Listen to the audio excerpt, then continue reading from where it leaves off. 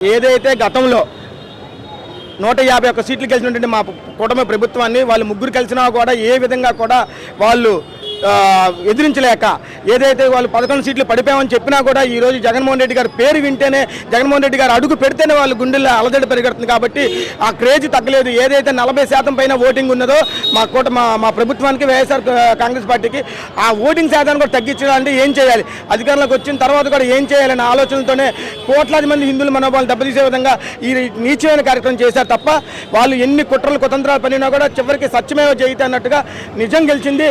దేవుడు తన ఉన్నాడని చెప్పి నిరూపించుకున్నాడు. ప్రస్తుతం ఏమనుకున్నారు జనాలు, ఏం చర్చ జరుగుతుంది? ఖచ్చితంగా వీళ్ళందరూ కూడా కొన్ని కోట్లాది మంది అభిమానులు భక్తులు ఎవరైతే ఉన్నారో వెంకటేశ్వర భక్తులు వాళ్ళందరికీ బహిరంగ క్షమాపణలు చెప్పి ఈ నారా లోకేష్ కానివ్వండి, చంద్రబాబు నాయుడు కానివ్వండి, పవన్ కళ్యాణ్ కానీ నేల ముక్కుకు రాసి వెంకటేశ్వర స్వామికి పొరుగుదండాలు పెట్టాలని చెప్పేసి నేను కోరుకుంటున్నాం.